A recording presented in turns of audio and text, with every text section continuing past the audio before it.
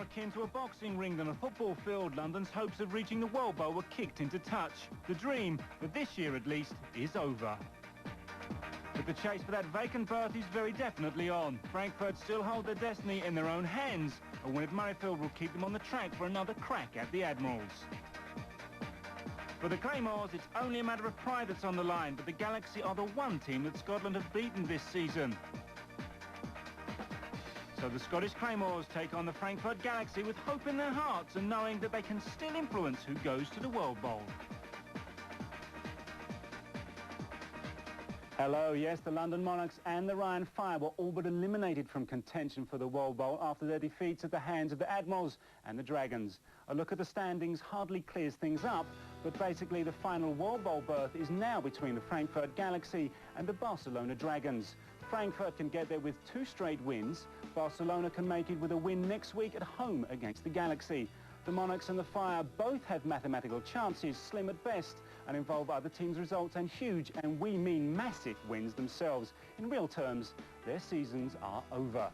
So Frankfurt hold their destiny firmly in their own hands, and we'll be finding out how they fare against the Scottish Claymores in a few minutes. Firstly, though, highlights from that. So were watching those games with interest, and they'll be keen to avenge their Week 3 loss at the hands of the Scottish Claymores. We're going to take a break, then it's off to Murrayfield for the action. Today is all about pride and the chance of making a clean sweep of the Galaxy. For Frankfurt, it's the crucial match that will see them maintain control of their own destiny. For our commentary team, it was an early morning breakfast and a plane ride via Birmingham to ensure they got to Edinburgh on time. So it's over to our jet-setting mic men, Mike Carlson and Nick Halling. Darren Alcorn will get the game underway for the Frankfurt Galaxy. The Claymores will have their hands on the ball first of all. Back deep, Alan de Graffenried, Marcus Thomas and Lorenzo Graham, all in a line on around the 2-yard line.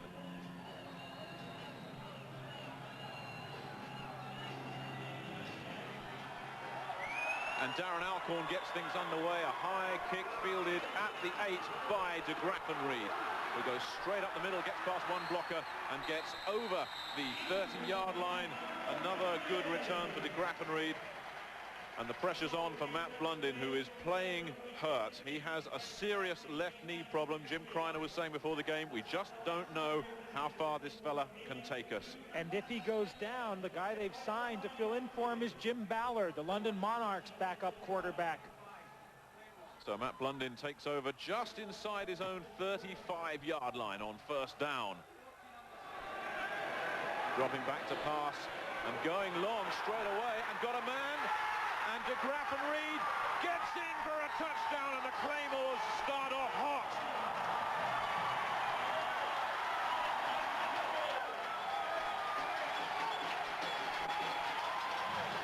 On the very first play from scrimmage, Blundin 65 yards to de Graffenried. And de Graffenried's working just one-on-one. Blundin gets great protection because he's back there and has enough time to let de Graffenried get open. And the ball's right there, leads him perfectly. And Jack Kellogg, one of the top cornerbacks in the World League, is the guy who was beaten. What an explosive start. Sean Conley will kick the extra point for the Claymores. And a great start. The Claymores on top by 7. One play from scrimmage was all it took. 20 seconds off the clock, and the Claymores are on top. And protection the key to that. Matt Blundin went back confidently. Lots of time to throw. Lots of time for de Graffenried to take care of Kellogg one-on-one. So Matt Blundin comes out and does his job. And here you see de Graffenried with that time. You see, he doesn't come open until the ball's actually in the air. But Blundin's led him perfectly. He takes it into the end zone. What a start for the Claymores. It's what they've been waiting for all season. And it's been a long season for Matt Blundin, but look at it now. He knows it's there, doesn't he? He knows it's there. 8 weeks of pain, and it's worth it. There, Alan de Graffenried comes up with it. Big play for him, his third touchdown of the season. 65 yards, one play.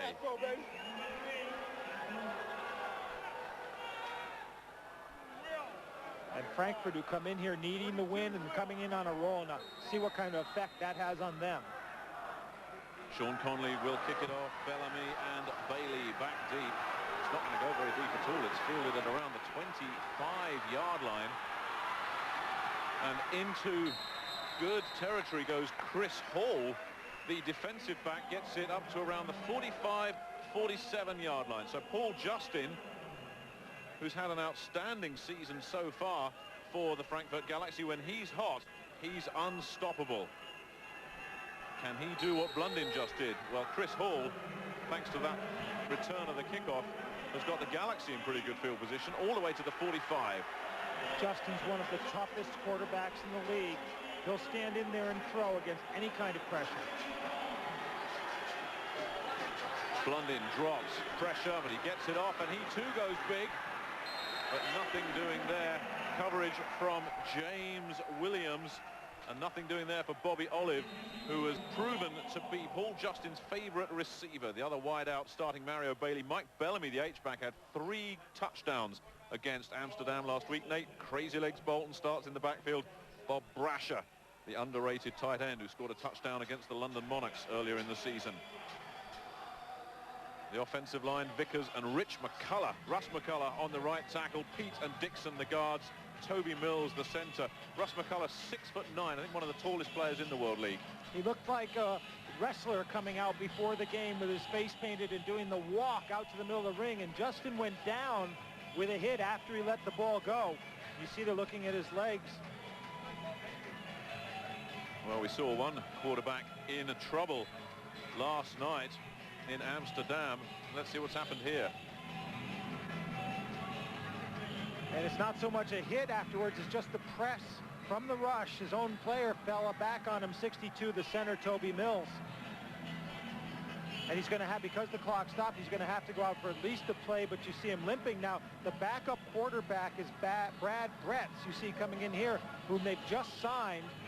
A couple of years in the Dallas Cowboy camp, but out of Cal State Hayward. Not a whole lot of experience, and he's, as we said, he's only just signed with the team. They lost Brian Forte, who had been their second backup quarterback of the season. So it's a big test for him, for Brad Bretz. Well, it's a tale of quarterbacks already in this game. Matt Blundin throwing a touchdown with his first play. Paul Justin knocked out of the game on his first play.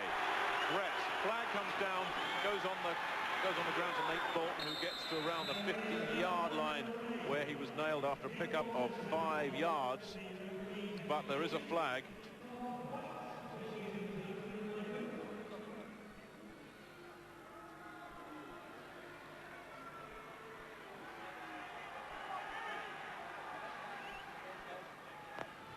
Well, this defensive front of the Scottish Claymores very strong. Young and Brandon are the ends.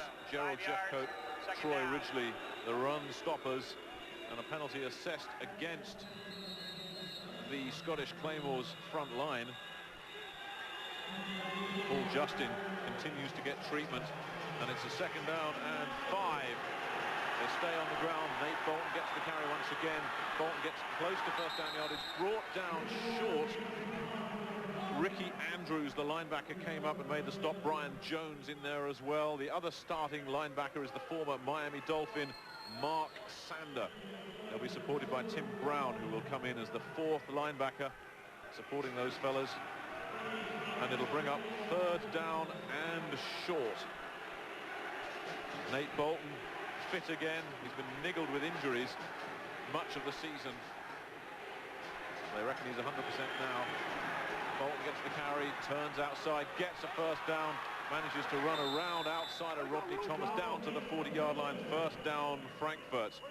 Rodney Thomas comes into the lineup, only joined the team last Sunday, but he comes in, the former Miami Dolphin, and goes straight into a starting job ahead of Darren Butler, James Williams, the other corner, Lewis and Coghill, the safeties. Lewis playing hurt as well. They're not sure how he's going to go. And you get a good idea of why they call Nate Bolton Crazy Legs. On 3rd and short, it's a tough carry to make, squirming your way all the way outside for the 3 yards. Asher and Werner Hippler swap sides. They stay with Bolton on the ground, who takes a couple of steps back to get the running room he needs and picks up around 7 yards. George Coghill on the stop, the safety man. And he had a good job out of Werner Hippler holding Alan Young off there so Bolton could get outside. They've got Hippler at tight end, 86. And look, watch him and Young. He's just going to have to hold him and hold him. And Bolton sees that and moves all the way around him. And you have to be really quick to be able to make that move around and pick up yardage like Nate Bolton just did. He picked up 6 yards, bringing up a 2nd down and 4. Frankfurt doing it all on the ground since Paul Justin went out on that first play. And a fake, and Gretsch goes. He's got Mario Bailey. It's a touchdown, Frankfurt. What a sensational start here at Murrayfield. That was deep. So Brad Brett, there he is with the congratulations. Hasn't taken long to make his mark in the Frankfurt lineup. Nice fake. That's what makes the play. The play action fake. And then it's Bailey one-on-one. And he beat the new man, Thomas, the cornerback. Safety couldn't get over in time. Another touchdown. And look at that fake. Now he holds the ball in there really well. Nobody saw it. And then just lets it go. Now that's casual. Look at that. And a first World League touchdown. Not casual anymore for Brad Brett. Darren Alcorn, who's perfect on extra points, nails his 22nd consecutive extra point. So Brad Brett has thrown a touchdown pass to Bailey. That's his 6th touchdown of the season, which ties the club record, and we're tied up at 7 apiece, 12:18 left. A sensational start. Scotland and Frankfurt 7 apiece.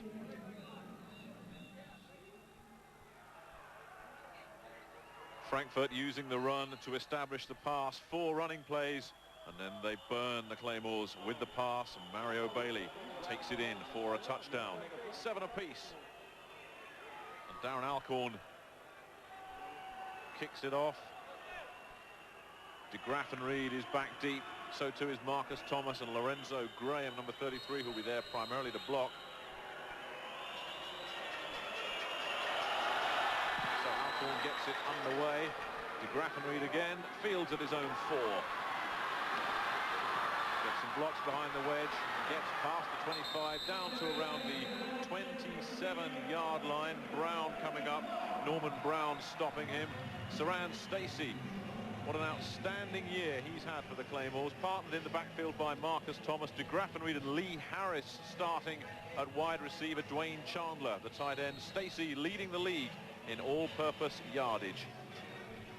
And you had some great work on the kickoff by Craig Thomas, the running back for Frankfurt. Not often you see running backs coming down on that. So Blundin stays in. Movement on the line. Flags come in. Stacey goes up the middle to around the 37, 38-yard line. Johnny Dixon coming up from free safety. But there are flags, and there was certainly a lot of movement on the line.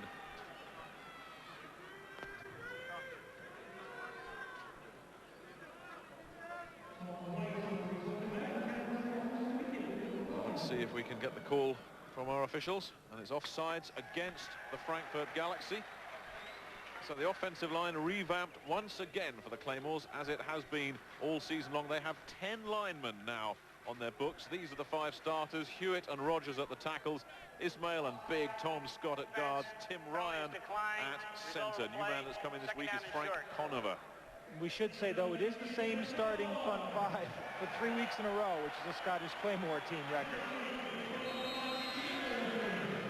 And they declined the penalty because Saran Stacey picked up 9 yards to bring up 2nd down and short. I wonder if Blundin may be thinking of going for it again. Both the cornerbacks standing 10 yards deep. They stay on the ground, conservative, safe. Don Reynolds, the defensive tackle, coming in and making the stop on Marcus Thomas. Mike Kerr in there as well. It's a very big defensive line. They've all contributed as far as sacks are concerned. Wilkins and Kerr, the outside men. Don Reynolds and John Baker from the Los Angeles Raiders are the 2 guys in the middle. First down on the 40-yard line for the Scottish Claymores. who had that sensational start, and nothing doing there for Marcus Thomas, who runs into a whole bunch of trouble in the shape of David Wilkins. And the second effort got him nothing. Reynolds in there as well, and it's a loss of 5 yards on the play. Now watch Wilkins, 74, fights off the blocker, comes down, grabs him from behind, and wrestles him back. Thomas tries to keep going, but there's nowhere to go. So second down and long for the Claymores. Saran Stacey goes in motion, wide left. Blundin drops, pressure comes, Blundin feels the pressure and is in trouble, and it's a loose ball, and it's recovered by the Claymores. The offensive lineman stayed at home. Looked like Ernie Rogers, the tackle, picked that one up. And Blundin had a little bit of time to throw, but when he reacts to the pressure, now watch him come up. He doesn't see a receiver, and then he moves into trouble. He saw Stacey, but Stacey was covered by the time he started to move, and a good pickup by Ernie Rogers, who thinks he's going to get some yardage out of it. Third and a bunch. Darryl Mitchell goes in motion. Blundin drops, has time, this time goes the other way, but can't find Alan de Graffenried. So a very different offensive series this time for the Claymores, who were hot first time out, but not much doing for them there. And you saw how they're keying on Saran Stacey. They got him as he tried to come out of the backfield. He never even got downfield on that play. So out come the special teams. Sean Conley will handle punts. He's averaging 28.3 net. His gross is much better. Bobby Olive, so dangerous, back at his own 22-yard line. Flag comes in. End over end kick. Olive steps up. But it takes a good Frankfurt bounce and is down at around the 34, but a flag straight away in the Claymores backfield.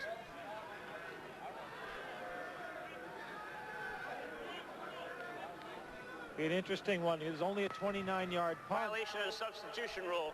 Number 22 came in the ball game, did not come inside the numbers. That penalty is declined. Result of the play, first down. Frankfurt will take the field position. The penalty, when you line up on the punts, a lot of the players who play on the inside of the line have the backfield numbers, and they have to report to the referee to tell him that. So Paul Justin not coming back. Brad Bretz comes in. The report on Justin is a twisted ankle. They don't expect him to return. And he's certainly hobbling around on the sideline there. So Bretz really catapulted into the firing line, just as Brad Levo was for the Amsterdam Admirals against the London Monarchs last night. And on the ground again, and Nate Crazy Legs Bolton trips his way for only a couple. Alan Young nailed him. And Bolton, who got the name Crazy Legs from one of his German teammates, who then translated into German, Die Verrücktenbeiner in German, which is a phrase that doesn't naturally exist in that language. I think Crazy Legs is better. It doesn't quite have the ring to it, does it? Nate Bolton, who's had all sorts of injury problems, had a partly separated shoulder, had a leg injury. Ernie Staunton says he's fit now. And it's a completion to Mario Bailey, who picks up close to first down yardage. They're working Rodney Thomas, the new man in from the Miami Dolphins. And you'll watch Mario Bailey go to work on Thomas. On the right, it's just a quick pattern, short drop. And look at the room he's getting. And it's one thing to come over and practice for Rodney Thomas and look really good, but it's a whole other thing when you have your first contact in many, many months to get back into the feel of the game. And Jim Kreiner was saying Thomas looked so good in practice, they moved him ahead of Darren Butler. But the Galaxy and Brad Bretz in particular are working him over at the moment. Nate Bolton gets a bit of running room, but is immediately shut down and nailed. Ball pops loose, but the ball was down. Mike Brandon, along with Brian Jones on the stop, and Crazy Legs felt that one. A little draw play set up for Bolton to take advantage of that quickness, but Mike Brandon's quickness a little too much for him as he ran him down from behind. They let the defensive ends rush in, and then he came back to make the stop. Bolton can play wide receiver, can play running back, even played a little quarterback in college. A very versatile guy. Second down and 9. Bretz drops to pass, dumps it off over the middle to his tight end Bob Brasher, who picks up around 12 yards and a first down. Mark Sander on the stop. help from George Coghill. And Brasher starts off on the left of your screen from the tight end position. Now watch, he's just going to run a little short hook. The linebacker's got one zone, the safety's got the other, but they're both playing off of him. They have to come up. Good gain, first down. This, of course, a must-win game for the Frankfurt Galaxy, who can go to the World Bowl, but only if they win here and in Barcelona next week. A defeat anywhere, they're out. The handoff is to Bolton, who stops, dances, and runs into trouble. Mike Brandon, number 95, drew a bead on him, and Bolton looked for running room. Brandon got him one side, Jones got him the other. Down he went. They're trying for a trap here, and watch the pulling guard, then tackle right there, and there's a hole, but they run into each other. Bolton can't get through it. Dixon couldn't hold the block, and so Bolton gets stopped behind the line of scrimmage. But you saw the hole there as Dixon and McCullough came down the line. A loss of 3 yards on the play, second down and 13. Brett drops to pass. Still looking, Gerald Jeffcoat's after Brett and pushes him out. And that'll lose a couple more. Alan Young came up and helped Jeffcoat. And it's Alan Young who really made that play, because they were looking for Nate Bolton coming out of the backfield. And Alan Young, the defensive end, actually dropped off into coverage on Bolton and stayed with him. Now take a look. Bolton's coming to the left, and Young goes off the block, and you see him leave the screen and follow Bolton down. Then when he sees it's a run, he comes up and he's in position to make the tackle. Well, we talked to Ernie Staunton before the game, and way back in week 3, Mike, Staunton said he reckons the Scottish Claymores have the best defensive unit in the league, and he said nothing has changed his mind. No. As we said at the top of the show, second best defense in the league belies a 1-7 record. It certainly does, and Ernie Staunton has nothing but admiration for them. And there's a timeout on the field, and Ernie Staunton getting it on with one of the officials.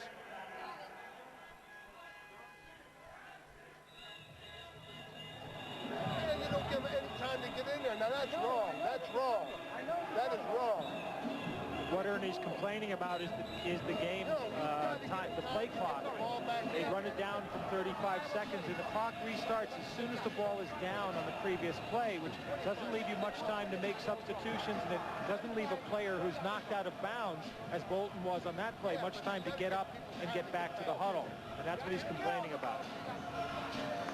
But that's the way the rule goes. There's nothing much you can do, but Nate Bolton a tough time. Brad Brett's seeing his first meaningful action of the season in week 9, and certainly made a composed start. That 33-yard touchdown to Mario Bailey will certainly have settled his nerves. But this, a big third down for the Galaxy, 3rd and 16.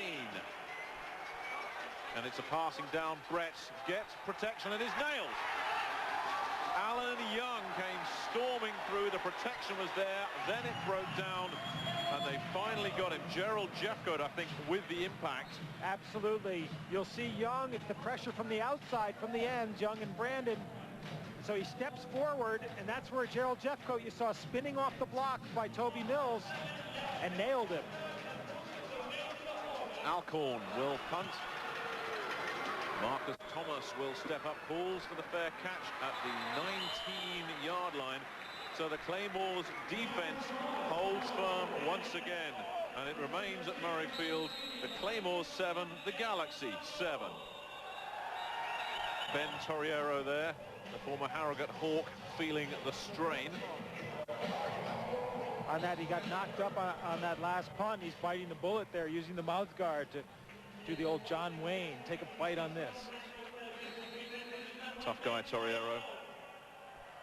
So Matt Blundin, one completion. It was spectacular. 65 yards to Alan de Graffenried. And he's playing hurt, left knee problems. On the ground, Saran Stacey tries to cut around and doesn't get past the safety, Greg Briggs. Briggs coming up fast as they see Stacey get the ball. They have to key on him. Here comes Stacey. Good job of stripping the coverage, stripping the blocking, and Briggs takes advantage of that. Plays right behind the linebacker, so the linebacker can take on the blocker, and he's free to make the tackle. Gain of a couple. Blundin throws, fires, gets Alan de Graffenried short of first down yardage. Chris Hall, the cornerback, on the coverage. And this is the kind of thing Scotland need to do in order to take advantage of Saran Stacey. You get the ball out to the wide receivers, and those cornerbacks have to start thinking about staying out. The safeties have to start thinking about helping the corners, and it leaves room for Stacey to get out of the backfield. One of them came, didn't he? So a third down play coming up.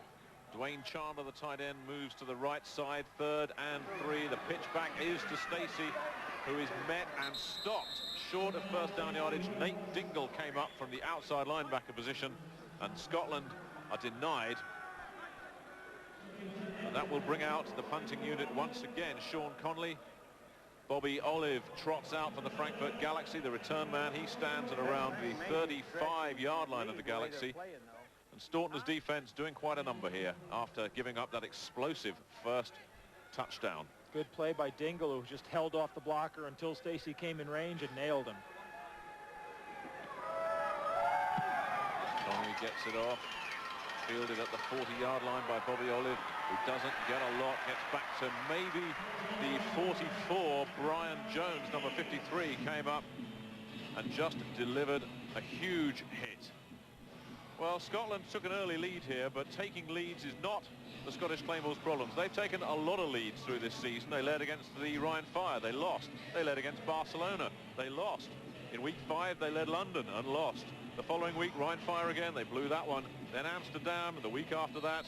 And in week 8, Barcelona again. Is it going to be 5 in a row that the Claymores take a lead and lose? And you know, Nick, 5 of those 6 losses, a total of 13 points. I think Ernie came off on my back or in his back. Just think a break here, a play there. This team could be in the World Bowl.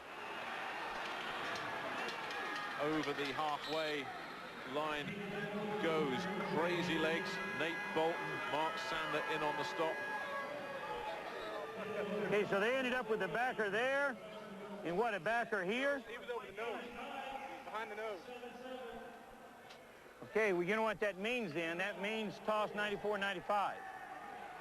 See? You know, they might have been fucked up. 2nd down and 4. They give it to Crazy Legs again, who does get round the corner and picks up a first down. Rodney Thomas, number 30, eventually there on the stop, but a great little run there of 8 yards from Nate Bolton, and another Frankfurt first down. Scotland's pulling those offside linemen to lead Bolton through. It's worked on the left side, now it works on the right. Look at it, nice wrestling job by Mark Dixon, and then Bolton, everybody's held up. Hippler gets a good block, and he's through. Nice running by Nate Bolton. You heard Jim Kreiner on the other side, and basically what they're saying is when the Frankfurt linebackers are in the middle, they've got to pitch the ball outside to Saran Stacey. 31 yards on 8 carries for Bolton. And here's carry number 9. And again, gets some good blocking and picks up around 6 yards. This against the World League's number 1 rated rush defense. Brian Jones on the stop. And it's funny because they came out with a game plan last week that worked against the really good pass defense of the Admirals using the H-back Bellamy. Well, this week they come out and they're basically using 2 tight ends plus the H-back. They've got Brasher's been playing solely in a slot position right behind Hippler, the other tight end, and they're running the ball. So what you're saying is this is a well-coached team. You bet. Bolton gets it again, cuts back inside. Mark Sander in pursuit, but Bolton's got another first down. Alan Young eventually there as well. And you got a really good illustration of the pulling on that one. Dixon and McCullough on the right side of the line. The guard and tackle. Now McCullough's 6'9" and 315. Now watch him move, and Bolton's just following him behind. You can't even see Bolton behind McCullough. But McCullough gets the good block on Andrews, the linebacker, and he's through. Well, Frankfurt, the big passing team, doing it downstairs against the number 1 run defense in the league. Bretz with time fires straight over the middle and broken up and out of the hands of Bobby Olive. James Williams, the cornerback, stayed with him. A flag down around the original line of scrimmage. Yeah, we've got a tale of 2 Brads here, Nick, because Brad Bretz looks exactly like Brad Lobo yesterday. He comes in and looks calm. He's making good decisions. He's not forcing anything. It's a very impressive performance by a guy who is 3rd choice quarterback. And who's hardly played at all. Let's hear the call. Number 6 Goes against the Galaxy. 10 yards, still first down. Mark Dixon assessed, and that's going to push it back a little bit. And Ernie Staudner not happy about that. So that's going to make it first down and 20 for Ernie Stautner's team. And Justin Stark, the reserve lineman, he stays in the game despite the penalty. He's in, giving Dixon a breather. Now another pressure situation here for Brett, who's got a pass, and everybody knows it.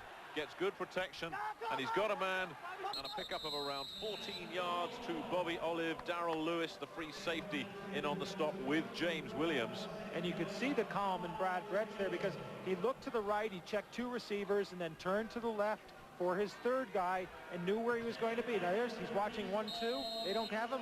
Switches right around. Bobby Olive's on the out. Nice job of quarterbacking by Brad Brett. Brett's, incidentally, 4 of 4 for 68 yards. His selection so far, perfect. They show blitz, the protection is there, and he's 5 for 5, and it's another first down. They work on Rodney Thomas again. Mario Bailey coming up with it, and Bailey is getting so much room ahead of Thomas. Thomas laying off just a bit, which has to be that game rustiness he's got. But Brett's, again, doing a good job of spotting and delivering. It's an impressive start by Brad Brett. Well, you can't do better than 5 of 5 with a touchdown.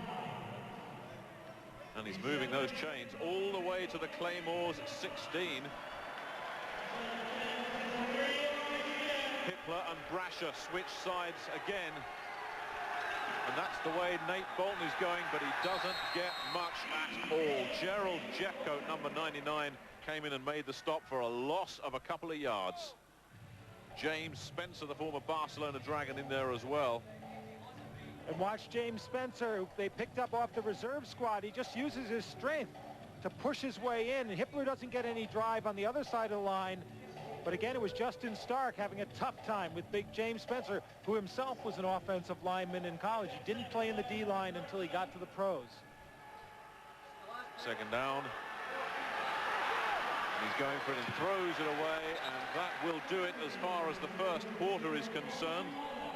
So it was the Scottish Claymores who got the fast start, but it's Frankfurt Galaxy that are turning the screws at the end of the first quarter. It's 7 apiece. But held the ball for more than 10 minutes in that opening session, and their backup quarterback Brad Brett, who's in for the injured Paul Justin, has made a very confident and assured start for the Galaxy. This a game Frankfurt have to win to keep those World Bowl hopes alive. But another big third down coming up for the Galaxy to start this second quarter.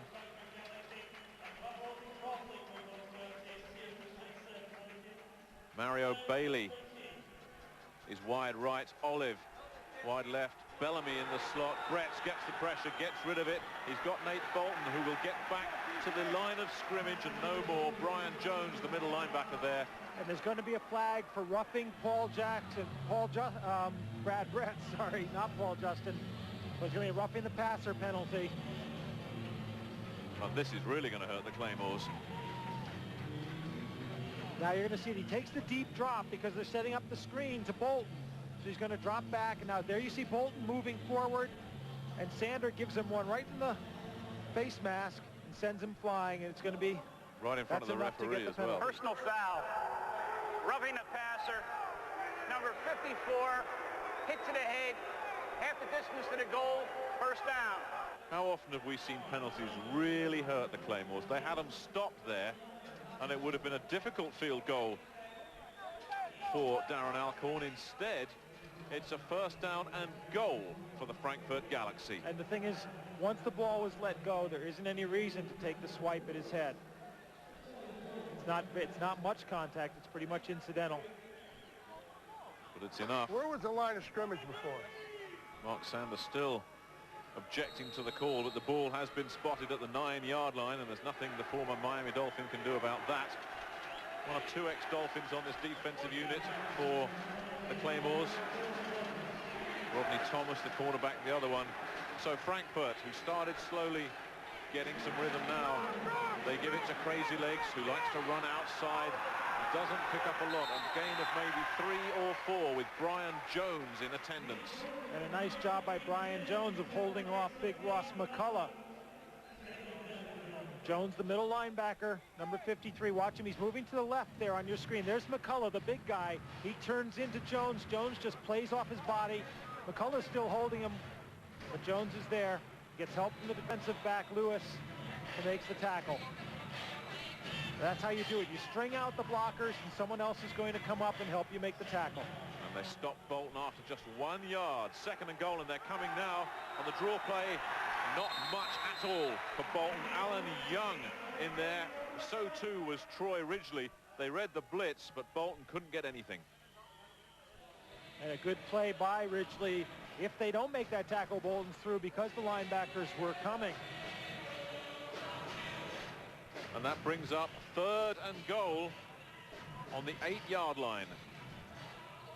2 running players have netted 1 yard inside the 10.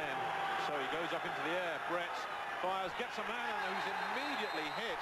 Coming up was number 34, George Coghill, the safety man. And George Coghill is the #1 favorite of the fans here in Scotland. There was a roar from the crowd when he made that hit. And that's why they like him, because he is a hitter.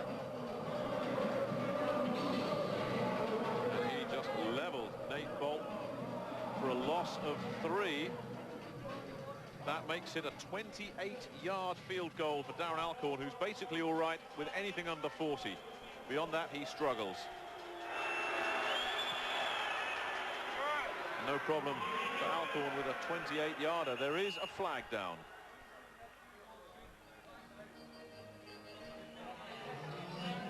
And that too goes against the Claymores. A roughing the kicker call. Claymores can't buy a break at the moment.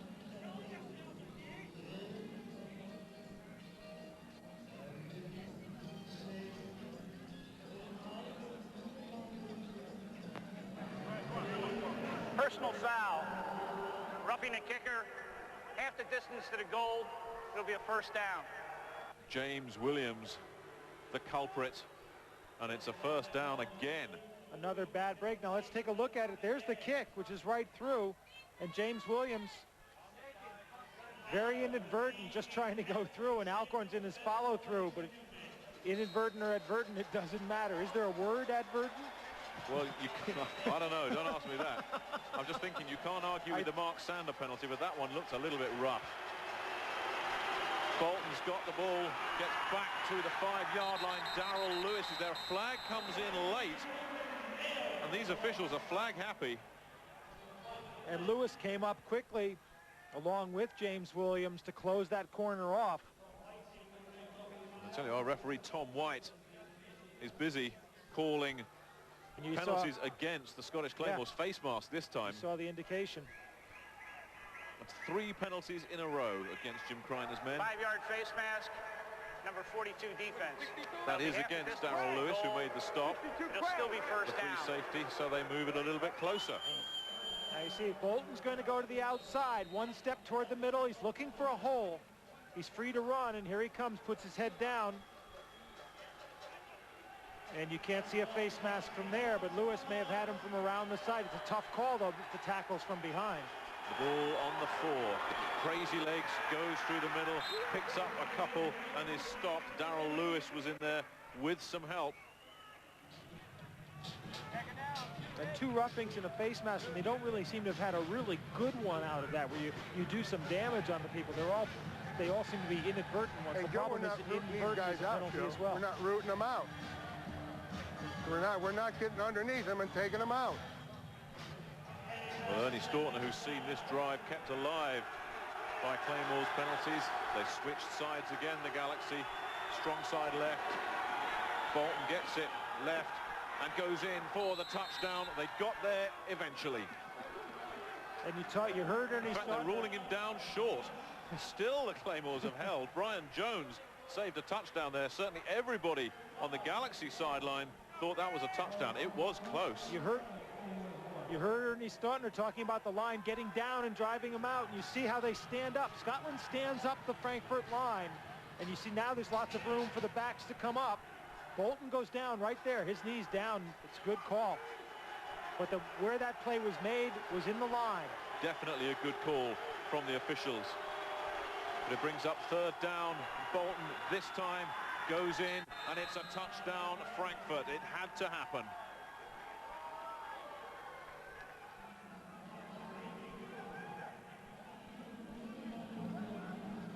There wasn't much question about it that time. Nate Bolton just headed to the line and went where there was an opening, which was outside. That puts Frankfurt up a good long drive, but helped out by those 3 crucial penalties, 2 roughings and a face mask. You want to say it was a good drive, but the truth is it wasn't. The Claymores shot themselves there. So Scott, 15 plays, 48 yards. Scotland had gotten them out with only 3 points, but now it's going to be 7.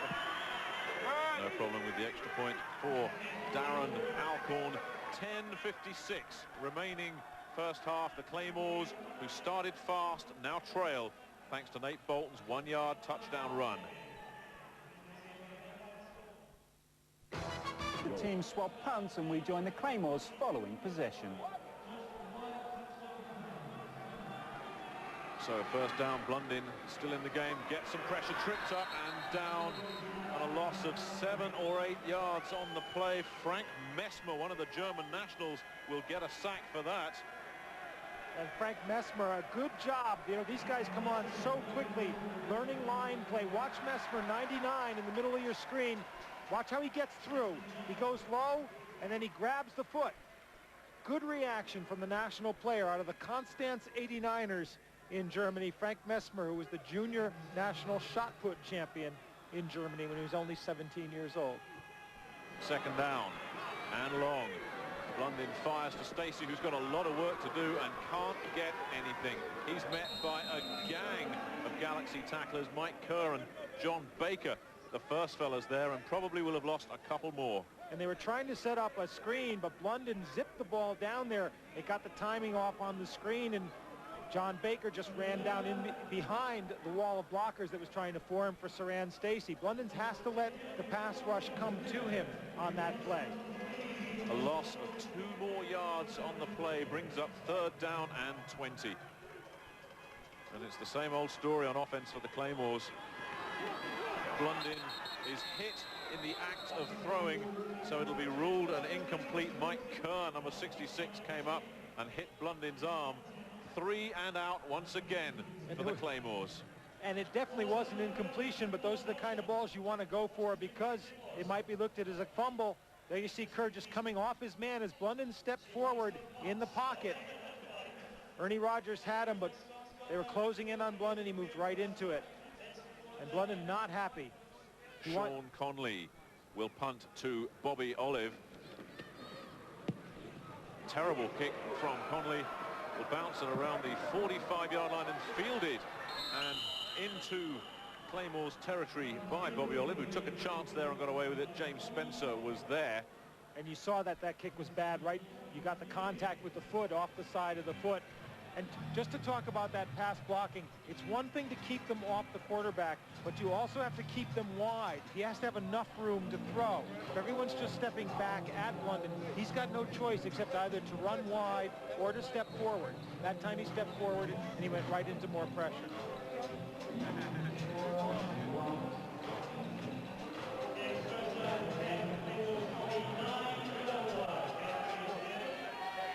So the Galaxy, with 6 minutes left first half and a 7-point lead, they fake to Ingo Seibert. That buys Brett's time, who's got Bobby Olive over the middle.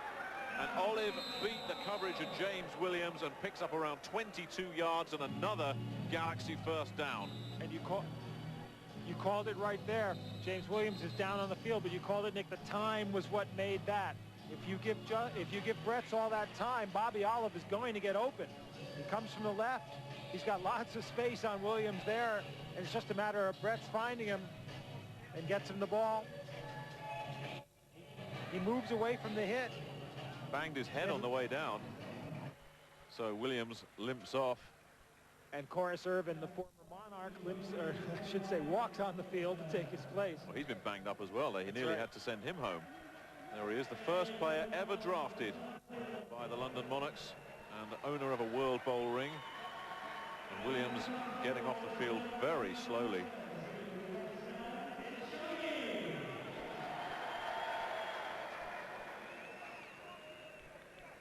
been a long, tough season for these World League players.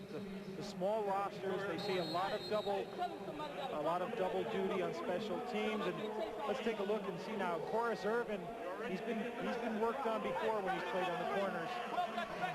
First down, Brett drops back to pass, little swing pass to Bolton, who does well to pick it up.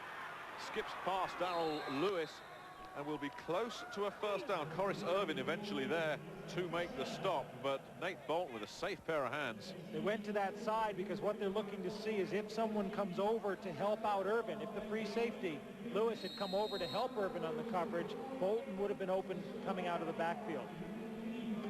Nate Bolton checks out of the lineup. Ingo Seibert, number 24, is the lone setback, a German who scored against Scotland the first time these two teams met.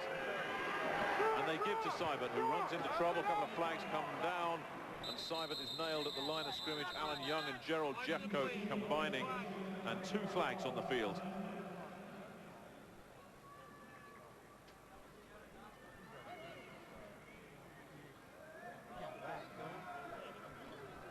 Offside against the Claymores, who are giving up penalties in dangerous positions once again, just like they did in the last series.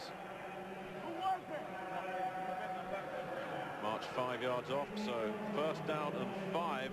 James Williams continues to get treatment for that injured right knee on the sidelines. And it's a good indication of just how far American football has come in Germany, that they can get such contributions out of their national players. We'll come back to that after this play. Brett drops, fires, caught. Bobby Olive's got it, spins one way, spins the other. The ball comes loose, and it's gone out of bounds at about, in fact, they're ruling it a fumble. George Coghill and Corus Irvin combined, and they're calling it a fumble and giving it Scotland's way. And they went right after Corus Irvin. Bobby Olive dancing around. Let's take a look.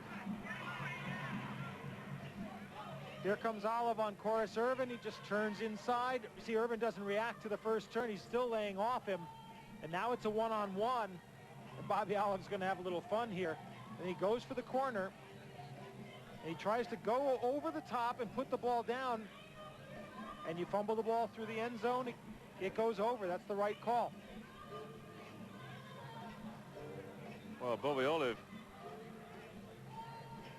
coming up with one of the most curious plays we've seen in the World League this year, and still confusion on both sides. Looked like the spike before the touchdown.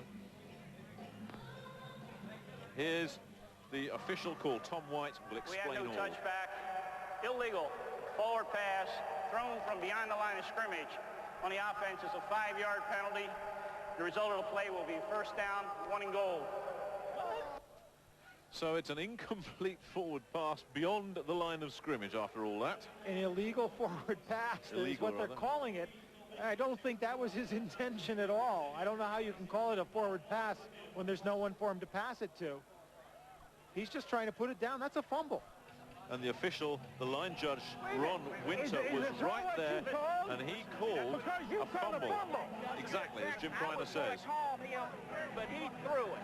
The ball spun out of his hand when he turned. No, he threw it. I hear what you're saying. The ruling up with it, we discussed the play, was that he threw the ball forward. Well, there's some wisdom after the event there for the officials, because line judge Ron Winter definitely ruled it a fumble. I can't see how you can call it an incomplete pass when there's no one to pass to. He's not trying to get rid of the ball. He's trying to get it over the line, over the end zone line. See if the official's in the play here as well, because he immediately ruled. There's number 82, Ron Winter. He's the man that rules it a fumble and gives it to the Claymores. And you see what Olive's trying to do is he's trying to spike the ball down. He just loses it because he can't get his body down. That's a fumble. There's no question. Nothing working for the Scottish Claymores. It's first down. Brett fires, got a man. Mike Bellamy wide open. Touchdown Frankfurt, and this crowd don't like that.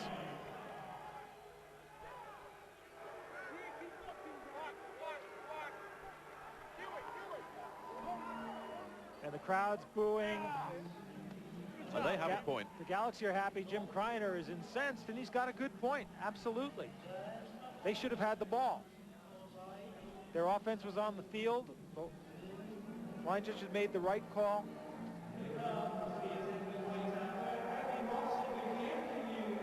Darren Alcorn will attempt to convert the extra point.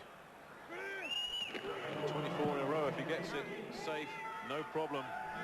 24 in a row for Alcorn, 21 unanswered points for the Frankfurt Galaxy, but this one leaves a sour taste in the Scottish Claymores' mouths. Mike Bellamy, the H-back, had 3 touchdown catches against Amsterdam. You see the play action fake to Seibert. No one even touches him, and Bellamy's all alone outside, coming inside out. Thomas taking the man, going inside, can't get back out. Here's another look now. There's the play action fake, and there you see Bellamy on the right of your screen. Thomas goes with the outside receiver. Nobody goes with the inside receiver. So both, just a cross-up between the safety and the cornerback. They both went with the outside man. Nobody went with Bellamy, and easy. Well, no arguments with that one, but the officials not popular. Jim Knight, the back judge there. Well, we think Jim Knight made the right call. No argument with Jim Knight there. It's the play before that. Bellamy, his 6th touchdown and Tommy of White, the season. Tommy White, you heard him explain to Kreiner, he threw the ball, and it's really hard to say how you can call that a throw. What has gone right for Jim Kreiner this season? I mean, they could have called it intentional grounding if that was the case. No, we've got to keep the ball and move it down the field. Bobby Olive, the man who was the man at the middle of that controversial play. And forget about it now. It's in the book as a touchdown for Frankfurt. De Graffenried fields at his own 3. The wedge is set up. De Graffenried finds the wedge and goes out of bounds at around the 36. Jack Kellogg there. De Graffenried consistently giving the Claymores good field position. And what the Claymores need to do now is simply come out and take advantage of that good field position.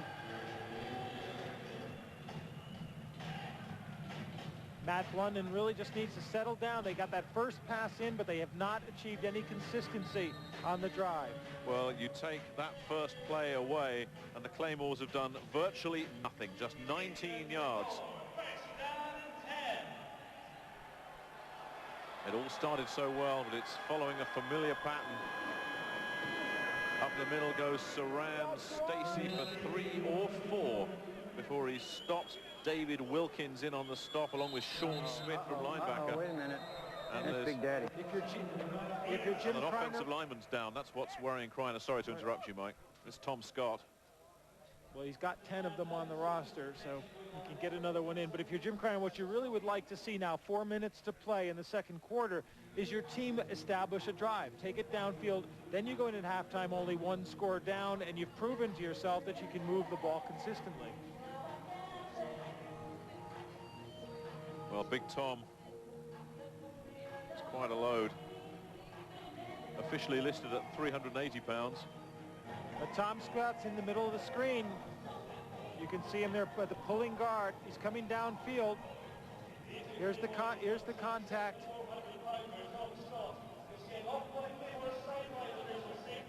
He gets bent back as he gets hit from behind. Right against the left knee. That's it.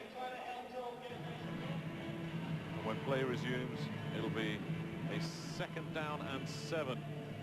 And they're going to miss Scott, who's only joined the team late, but really has claimed one of those guard positions for his own, Mike. They're going to be hurt by this.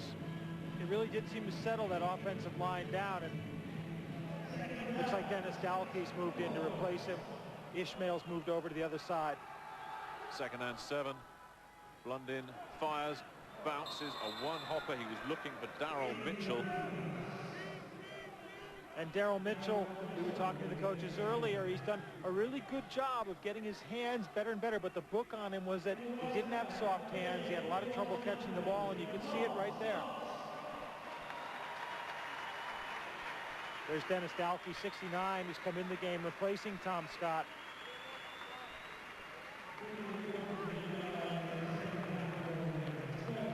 Well, Blunden's numbers in sharp contrast to Brad Brett's. Takes a deep drop, gets some pressure from behind, gets a short pass off to Darryl Mitchell, who does a great second effort with Cecil Doggett on his back and will be close to 1st down yardage And no problem with Mitchell's hands that time, nor with the stretch for the first down. That does indeed move the chains. Tom Scott, well, tough to see him taking any further action in this game. The big fella going into the locker rooms. 3.5 minutes remaining, first half. Back onto the ground, Saran Stacey, great penetration. Nate Dingle came up and nailed Stacey in the backfield. Nice read by Nate Dingle, went right through Dalkey's block and made the tackle. Nate Dingle, the special teams captain. 44 tackles on the year going into this game, 3 sacks. Fella that does a little bit of everything. From the lovely town of Wells, Maine. Second down, Blundin drops, pressure, steps up into the pocket, fires, and it's low. Are they going to rule it a catch? They were working on Jack Kellogg. It was Lee Harris looking to make the catch, not quite coming up with it. London doing a nice job this time of reacting to the pressure positively. If you decide you're going to go forward, you've got to really go forward, and he does.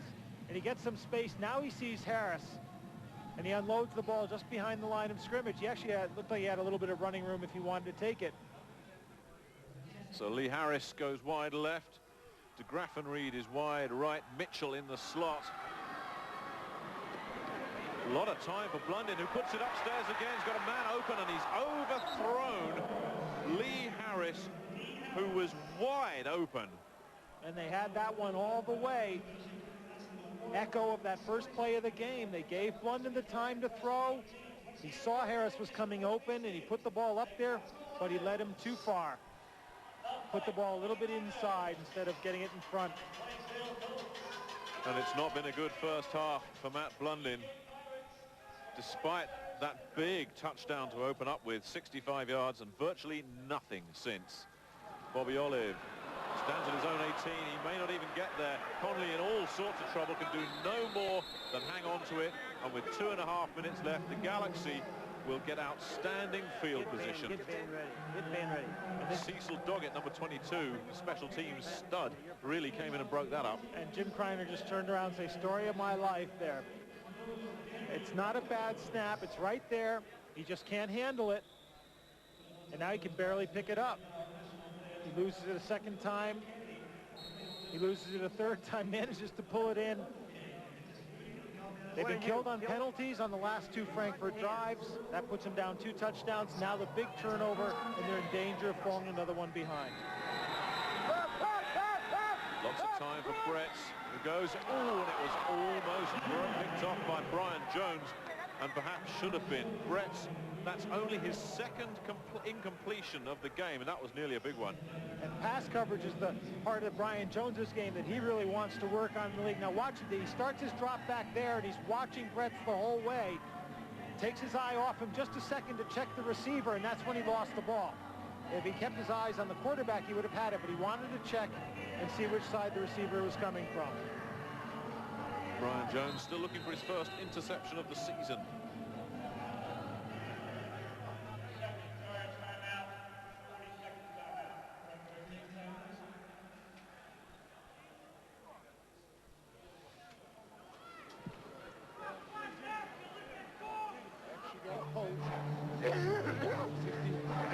He may not have it. So the Galaxy, with 2:25 left first half, working well with Brad Bretz. Bretz with a lot of time gets Bobby Olive again. It's another first down.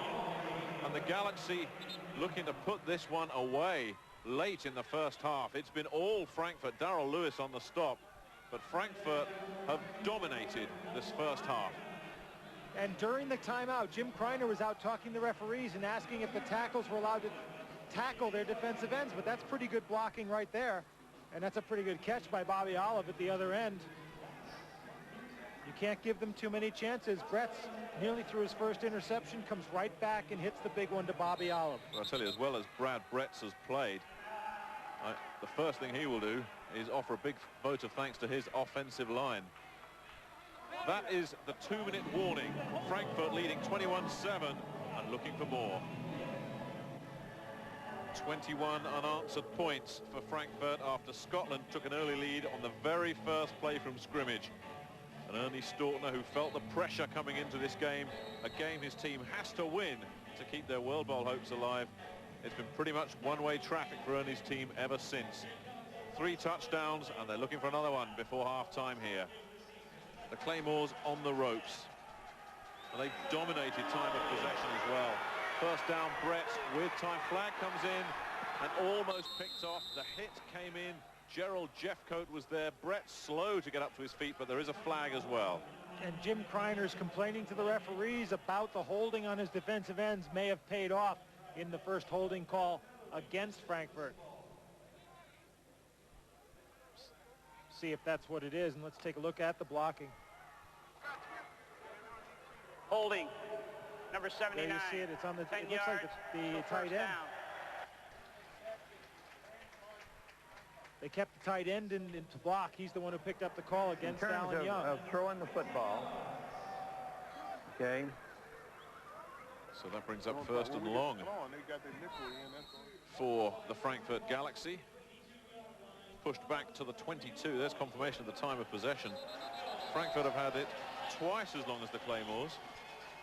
And that means that defense has been out there twice as long as their offense. They're getting tired now. And basically what we should be in is a 10-7 or a 14-7 game here, not a 21-7 game. Could be 28-7. Yeah, absolutely. The way the Galaxy have moved this ball around.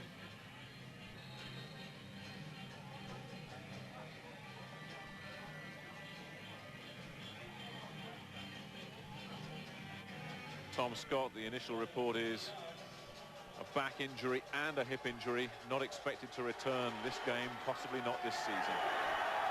Bretz on first and long, flushed out, steps up into the pocket, got some running room here. He's a big guy, gets a hit from Tim Brown, the outside linebacker, but picks up around 12 yards on the scramble.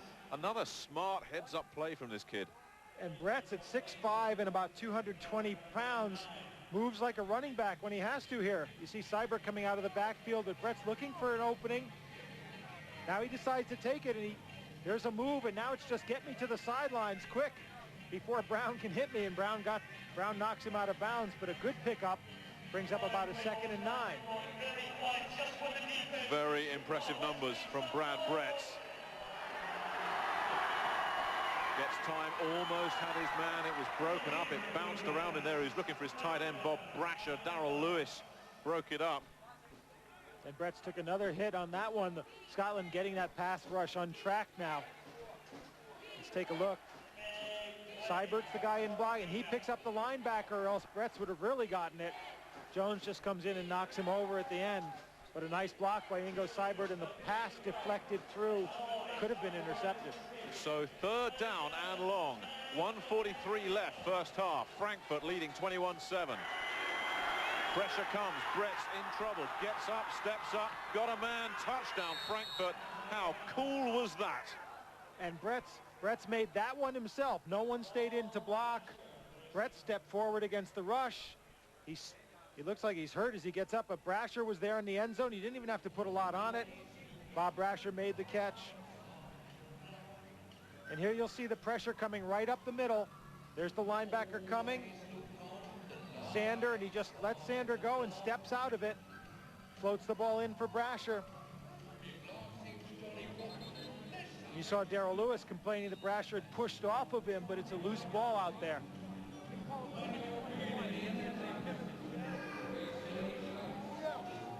Well, there's an officials conference going on.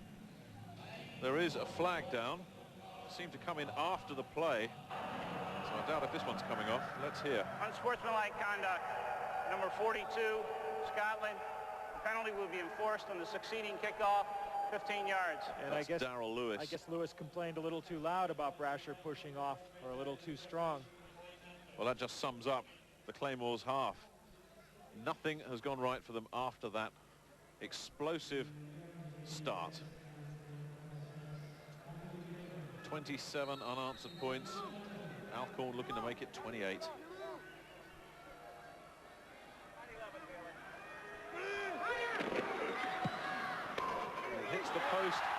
comes out, so Darren Alcorn's streak is ended at 24, and he did seem to snatch at that one. So the extra point missed, but still a 20-point lead for the Frankfurt Galaxy. Scotland couldn't move the ball inside the last 2 minutes and were forced to punt. We rejoin the action as the Galaxy are driving. 27 seconds left first half. The Galaxy in Claymore territory already. And Bretts, who's been near faultless, gets pressure from Alan Young, evades the pressure and just throws it away. Another smart bit of play calling, doesn't try to force it. And that's a very mature head on Young's shoulders here. And that's what you've got to like from Bretts, because he steps away from the pressure, he doesn't panic, and he gets rid of the ball. The most important thing for a quarterback to do. Don't force anything, especially when you're ahead by a big lead and you've only got 20 seconds left in the half. Stops the clock as well, and Bretts' numbers pretty near faultless. Take those for a whole game, most quarterbacks. Any NFL quarterback would be happy with those figures. And that's against a good Scottish defense. He's picked them apart. Two camps with the Dallas Cowboys, survived until the last cuts. Bretts drops, gets a lot of time again, goes over the middle. Bobby Olive's got it inside the 25, down to the 20. David Wilson, the safety, came up and made the stop. 7 seconds left. They haven't stopped the clock. They need to call a timeout. They're not going to get the and kick it's gone off. down. They can't call a timeout because they don't have any. So the Claymores at last get a break. The Galaxy couldn't get off the field goal attempt, but nevertheless, food for thought at half-time for the Scottish Claymores. What they needed to do was just get down there, take a snap, and ground it so they could get the kick off. Defense, 5-yard penalty.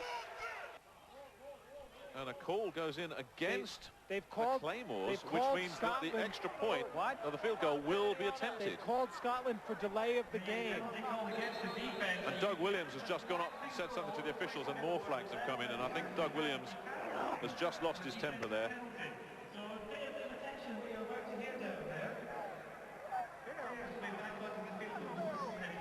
And half these players on the Claymore side were on their way to the locker room. Doug Williams stormed onto the field and said something, and a flag came down immediately. On us? We delay the game. How you gonna delay the game? You better back off the field now. What else can go wrong for the Scottish Claymores? Hey. Also unsportsmanlike conduct on the coach. It'll be a 15-yard penalty. And that's Doug Williams. And it gives a free play to the Frankfurt Galaxy. Now the first unsportsmanlike conduct penalty, they've ejected Doug Williams, I think. Who? Troy Ridgely, I think, assessed for the first penalty. The first unsportsmanlike conduct, Ridgely must have done something to keep the ball out of play or to get the center off the ball so they couldn't snap it. And the ball has been moved deep. It'll be a 25-yard field goal attempt for Darren Alcorn. Getting ready to put it down. You can't interfere with the ball when it's sitting on the green. That's how you got the delay of game penalty. Hey, Tim! Get him off, Tim. Tim Brown being shooed away. But you can understand the Claymores' frustration. When it's sitting on the ground, you can't interfere with it that way. I didn't know that. Okay, and then the unsportsmanlike on 96 is for profanity, constantly right in his face, and didn't walk away from it. He gave him an opportunity, he chose not to do it. So that's his problem. And you got an unsportsmanlike on a coach for, say, for profanity kind of thing, right? That's what you got, and you're getting one half the distance. Troy Ridgely First and goal for them. Leaves the field, but doesn't have an awful lot to be proud of.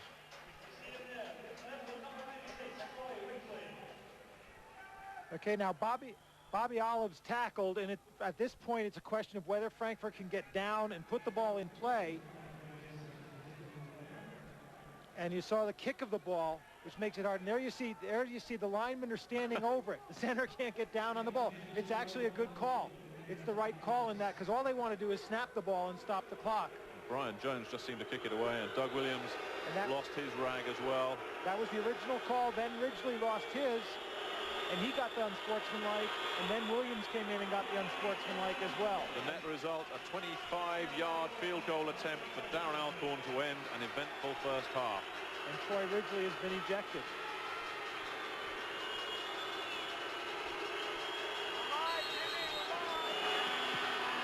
The kick is up and it's through. So as time expires at the end of the first half, Darren Alcorn tacks on another 3 points and 30 unanswered points for the visiting Galaxy, and they lead the Scottish Claymores 30-7. Scotland with a mountain to climb in the second half. Some of you may have been confused by that last official's call at the end of the first half. Let me tell you, you weren't alone. And let me also explain. You cannot end a half or a game on a defensive penalty. So even though the clock had run down, the officials had no option but allow Frankfurt another shot at the points. Now, hopefully, that is as clear as mud. Let's rejoin the action up at Murrayfield. It's the third quarter. The Claymores trail 30-7. Both teams have had possession, and the Galaxy are on a 1st and 10 at their own 39-yard line.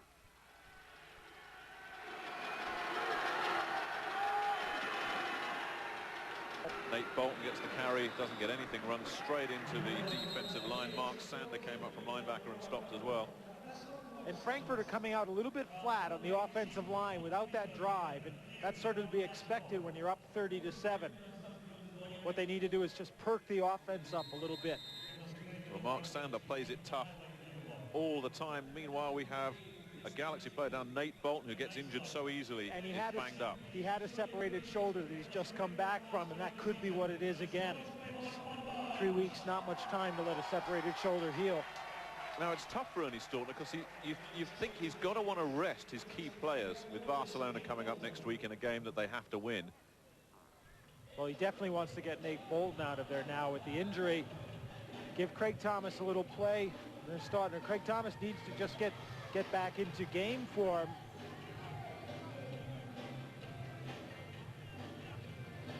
Now Bolton's carrying the ball up the middle. He's looking for some space.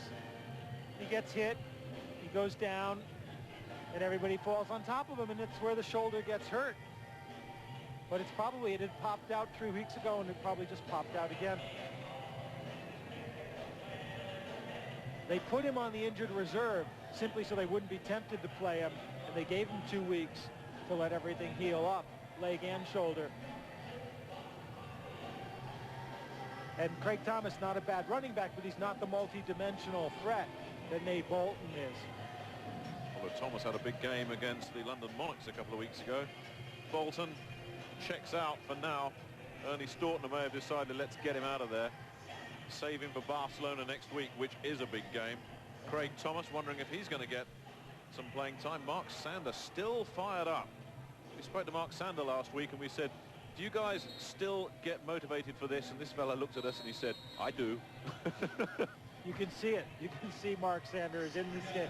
And Mark Sander really has been an outstanding season at outside linebacker. Really should be bidding for an NFL job. Well, they only lost it because of injury. Brett fires, goes upstairs, and almost picked off. Good coverage from James Williams, who's come back despite that knee injury.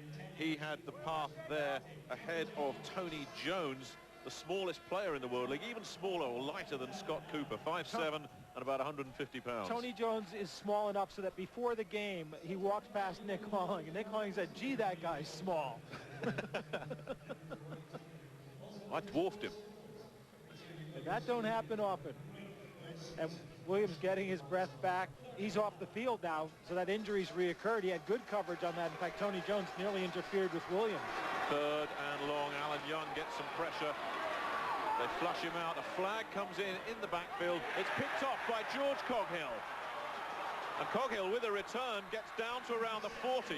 There is a flag down, but from where that went down, you would suspect it's going to go against Frankfurt. And that is the first play where Brett's has let off. Number 68, offense. Penalties decline. It goes against Mark Dixon for the hold. They'll decline that. And instead of putting the ball out of bounds like he's done before when he hasn't anyone to throw to, he left it on the field. Now he handles the pressure well. He's rolling out. Alan Young's not going to bother him. And now he throws. He sees the receiver. He's not trying to throw it away. He thinks the receiver's there. But Harrison can't get under it, and Coghill gets the interception. Now, this is the break that Scotland needed, the big play from the defense. They have to convert this into points. 17 yards on the return from George Coghill, who returned for a touchdown against the London Monarchs here at Murrayfield a few weeks ago. Carge gives to Stacey, who gets to the line of scrimmage, dances past, and picks up 8 tough yards, and that was an impressive run from Stacey. Saran Stacey moves. He's a big guy at about 5'10", about 200, bigger than Nate Bolton, but he's got that lateral movement that Nate Bolton has. Much more powerful runner, though. Now watch Stacey start, cut back, and then just take it through the hole into space. He hits it quickly. Great bit of running by Saran Stacey, seeing the holes that his line gives him. Second and short. Carge goes upstairs, looks for Daryl Mitchell. Got him! Touchdown, Scotland!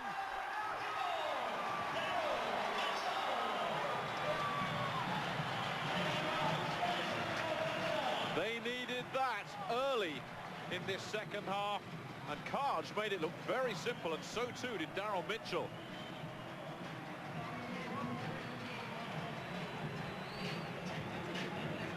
And when we're talking about Daryl Mitchell's hands, we haven't seen many long touchdown passes up the middle, and it looks like the Claymores are going to go for the 2-point conversion. Terry Carge wants it. Well, they have nothing to lose going for 2 points, and Terry Carge, who Jim Kreiner said is a real leader and a gutsy, scrappy kind of guy. And Daryl Mitchell, who he said had a great pair of hands. They were going to try and get him open. Both those players coming up big time for Jim Kreiner there. So 2 points coming up. Carge under center.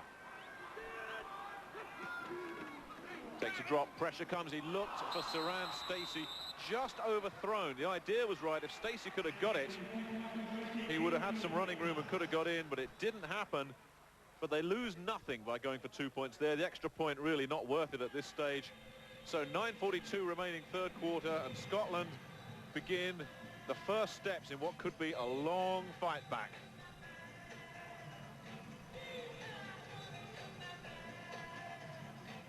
Here you see Mitchell moving under the pass and making the catch. Were we questioning his hands?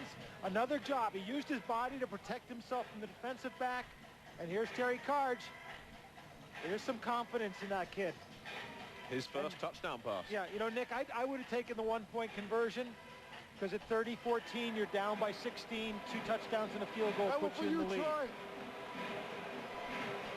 And you just wonder if Frankfurt have gone into the locker room at halftime thinking, we've won this game, let's look ahead to Barcelona. Well, I was saying that they looked flat on the offense. The line wasn't firing out the way they were, and it's a sort of natural reaction. Name one coach in the World League. Actually, I can think of a couple, but certainly Ernie Stautner is a coach who would fire up a team. Go ahead, you name them. Answer that question. I was just thinking if a team was flat, Al Luganbill might have some words as well, but certainly Ernie Stautner would get these fellas focused. And you know, when Jack McNeil gets angry, people pay attention. Indeed they do. Tony Harrison fields out the 13, looking to turn the corner, and gets it out to the 34-yard line. Flag comes in late from the Claymores backfield. This a real penalty-strewn game. Harrison applauds the flag. And a nice job by Tim Brown to make that tackle, the 4th linebacker. 19 yards on the return from Tony Harrison, who's always impressed whenever he's had an opportunity to do anything. In fact, Harrison scored a touchdown against Barcelona. That proved to be very important for the Galaxy. Holding, number 86, during the return, 10 yards. That's another first national down. player, Werner Hippler, who's done a pretty solid job as a blocking tight end. But a hold here. You're going to see it at the top of your screen. That's Hippler. And he's pretty much holding Tim Brown, who makes the tackle anyway.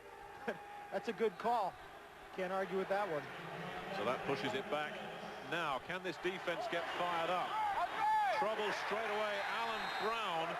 Alan Young, rather, and on the stunt, Ricky Andrews, number 58, just stormed in. And they guessed right on that one, because Ricky Andrews was coming, and that forced the pulling blockers to go deep. That took the runner deep, and the big loss. Good guess by Scotland, taking a few chances and coming up big. 7 yards on the loss. And after that good return from Harrison, after the penalty and the stunt from Ricky Andrews, the ball is on the 15-yard line of the Galaxy. flag comes in. He's got a man, Tony Jones, who is hit straight away by Darren Butler, who's in place of James Williams, who's injured, but flags on both sides of the field at the line of scrimmage. There's about an 8-yard pickup there. Both cornerback and receiver very slow getting up, and looks like Tony Jones may be hurt. The officials calling for Frankfurt's medical team to come over and help. And Butler hasn't moved either. So Jones is hurt because Butler hasn't moved. He's still on top of Butler. They can't move either of them. Now Williams is off on the sideline getting treatment. Rodney Thomas has come back in the game. He's okay. Now they separate the two. All seems to be well as far as Darren Butler of the Claymores is concerned. Tony Jones still getting some attention. Both sides, defensive end, 5-yard penalty, still second down. Well, they take the penalty, Frankfurt. That'll bring up second and around 12. And it looks like Tony Jones is going to be okay. A lot of penalties in this game. 16 in total for over 100 yards. I thought you called that face mask when they grabbed our defensive tackle's face mask. But I thought it went right across. No, he grabbed his, he yanked his head around. One of your guys? Yeah, yeah. Jim trying to be reasonable on the sidelines there. It's about time. After all the fireworks of previous games this weekend. Well, we've seen 5 players thrown out of the games now in two days. And a flag against an assistant coach, and all sorts of fun and games. The tension in the latter stages of the season. Tony Harrison is split wide right. Bobby Olive left. Brett goes out to Nate Bolton, who's still in there. And Bolton does well to pick up around 5 yards. There's another flag, is there? Rodney Thomas comes in on the stop. And there isn't a flag. I'm so used to seeing flags in this game, I thought another one went in. It's always a good guess. You might as well say it. You're going to be right half the time. You're right every other down at the moment. Bolton did a nice job of getting around Brian Jones. The middle linebacker was out on the coverage. Gain of 5 yards. But you wonder if you're a Galaxy fan whether you like to see Nate Bolton out there. 3rd and 7. Brett takes a deep drop, got a lot of time. Broken up by Corris Irvin, who could perhaps have got an interception, but nevertheless he broke it up. I don't think Mike Bellamy couldn't get it, and there is a flag this time. I don't think Corris Irvin was aware that the ball was there because he wasn't watching the ball. He had decent coverage, but it looked like it hit him off the shoulder pads. Now, who's this one going to go against? Holding, number 60. Penalty is declined. Justin Stark, the tackle. We're seeing more of referee Tom White than just about anybody else in this game. And that brings up a 4th down, and Darren Alcorn out to punt,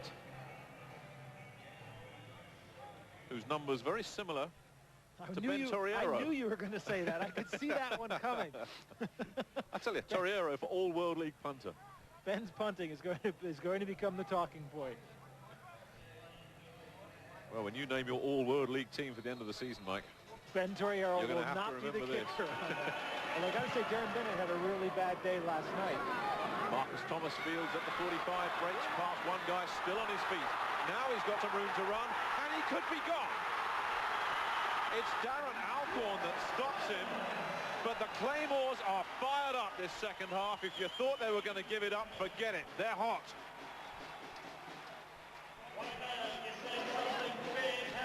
And they challenged Darren Alcorn there, and he held his nerve.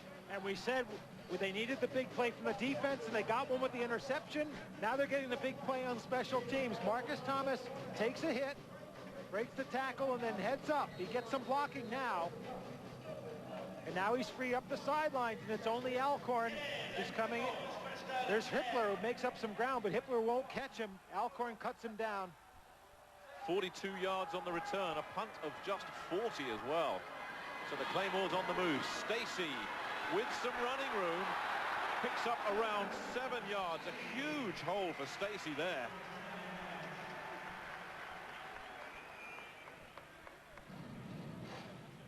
And you can See the difference momentum makes. That Claymores line is really firing out now. And Frankfurt's defense knows that they're back in a football game. And you wonder if for the first time in a long time there's some concern on that Galaxy sideline. Jim Kreiner, who's had so many rough things go against him, including in this first half as well. Lorenzo Graham is in the game. Alan de Graffenried also in the game as well. They fake. Carge under pressure gets hit. He is leveled by Don Reynolds, and Mike Stonebreaker was following up as well. And now this is a tough one because what they're trying to do is they get a good fake and they're trying to set up the pass into the flat. Watch the fake pitch there, but it doesn't free. No one's open deep, and he looks for the short man and just gets nailed. Donald Reynolds with the pressure. Just covers him up. De Graffenried splits wide right on 3rd down and 12. Carge gets pressure again, steps up, he's in trouble, he's got away, and with some running room. Gets a block, still on his feet. That is as gutsy a run as you'll see anywhere. Another Claymore, very slow getting up, in fact still down flat on his back. And Carge has got it close to 1st down yardage. He didn't miss it by much with that last one. He's going to be about half a yard short. And this brings up an interesting play. Now watch this. He comes right back up to the line of scrimmage and fakes the pass. There. Now he goes. And it froze Tom Cavallo just enough, and he goes over the top.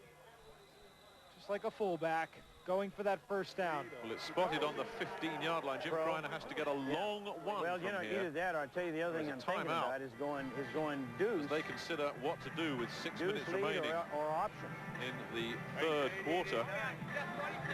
We haven't Carge has given this team a lift. You got the feeling with Blunden that nothing was going right for them. 16-17 is the one I'm thinking about. What do you think? No, forget it. We're not going to do it. If he doesn't know, it's not going to be a play. Nope. All right, here's what we're going to do. We're going to run deuce personnel 27 lead. Deuce personnel. Huh? No. Okay, what they're going to do, a 2-back set. We don't have watch her tailback going around the side. He's going to follow the lead blocker through. It's going to be an off-tackle play going wide. Scotland on 4th downs this year, 5 of 8. And they need this one. Carge gives to Stacey, who's got it, still on his feet. But that's a 1st down for the Claymores. And they are making a game of this. Huge 4th down conversion for the Claymores.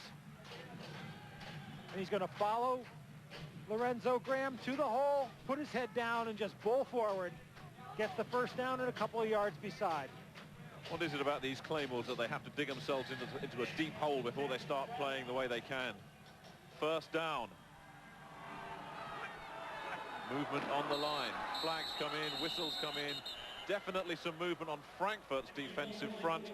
The question for the officials is whether they were drawn or not.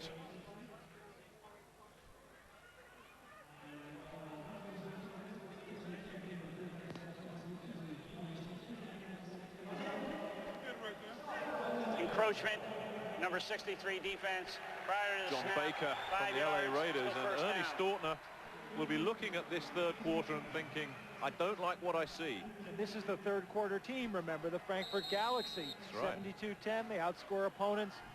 But sometimes it's just having a guy who wants to step up and take the lead, and that's what Terry Carge has done here. Plus, I'm sure the Galaxy have come out thinking this one's in the bag, and they're all thinking ahead to Barcelona. That could still be a mistake.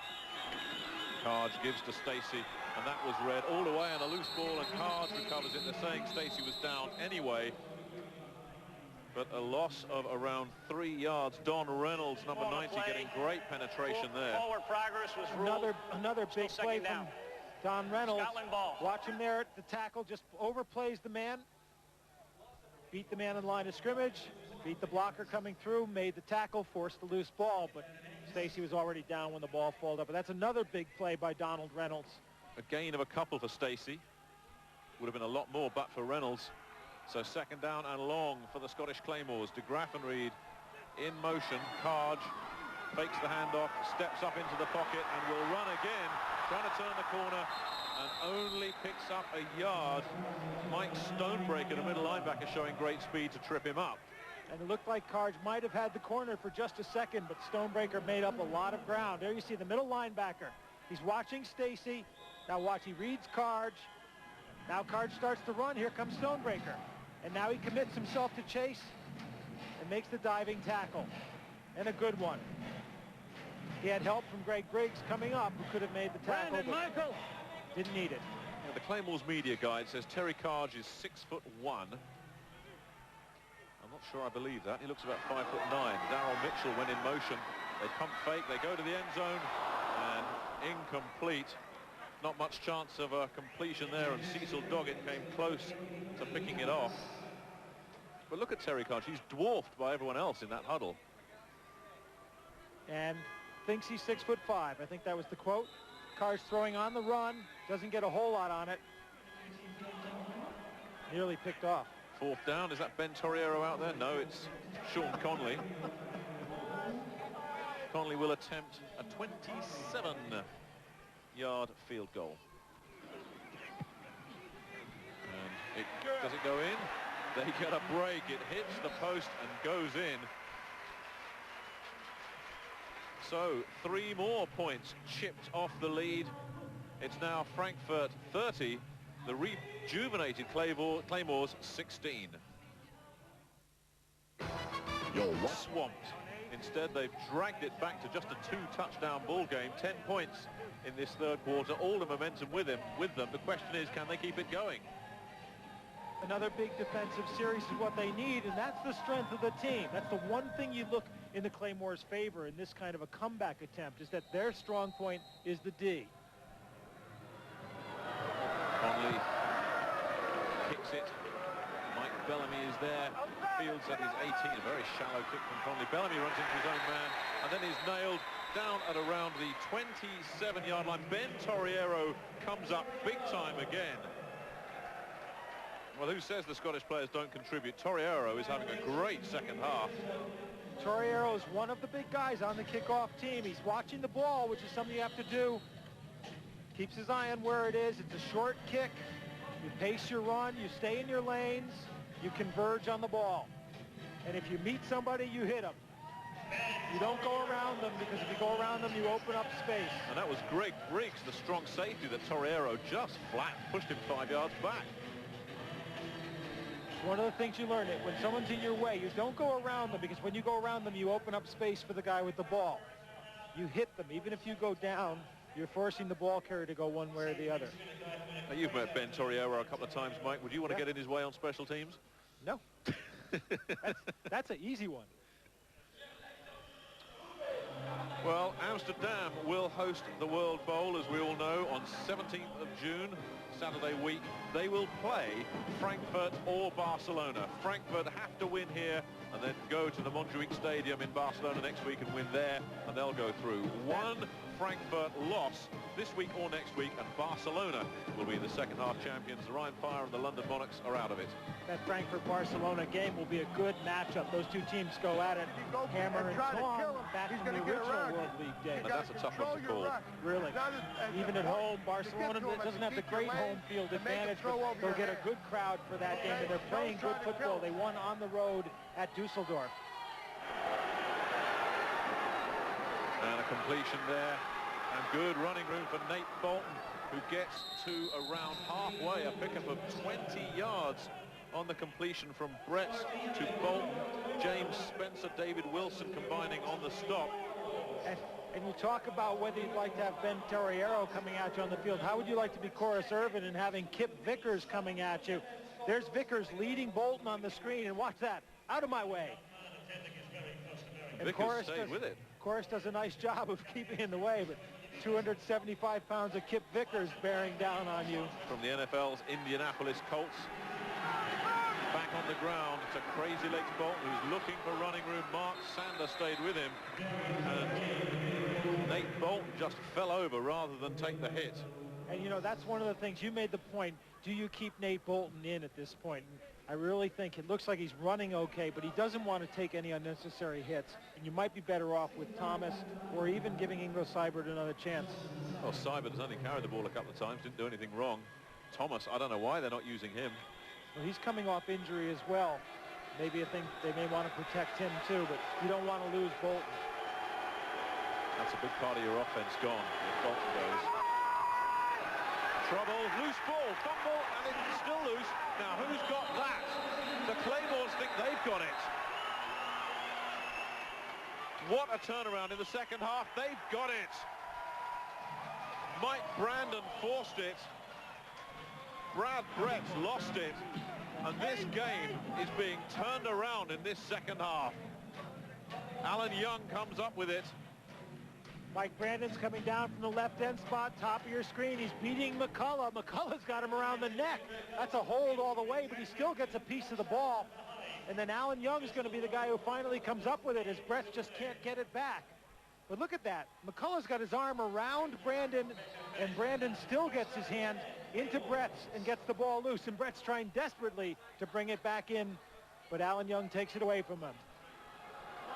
So the Claymores take it back. We have a game here. Carge takes a deep drop. He's in trouble. Gets past three guys, still on his feet. How did he do that? And he's still there. What a big play from Terry Carge. And I tell you, you can feel a big momentum swing in this stadium. And if I'm a scout from the Canadian Football League looking at Terry Carge, I'm saying this guy can do what we need. Watch this. He's scrambling in the pocket. He gets hit once, he gets hit twice, he gets hit 3 times. 3 separate players get their hands on him, but nobody gets a shot. Then he gets around Sean Smith. Then he moves inside of Cavallo. And it's finally Stonebreaker who makes the tackle. And it's second and short. They show blitz. They go on the ground to Stacey, who trips past. May just be short of first down yardage. The Frankfurt Galaxy sealed the hole, but they're back on their heels, the Galaxy. Stacey had a little running room there, but bumped into his own blocker. But 6 tackles. Terry Carge made 6 guys miss on that scramble. Tremendous running from Terry Carge. And there's a sense of belief and purpose about this team now. They were dead at halftime. When you've got a guy playing quarterback who can do that sort of thing, who when you're in trouble can get you out of it, the rest of the offense picks up as a result. Out come the chains to see just how close Terry Carge got.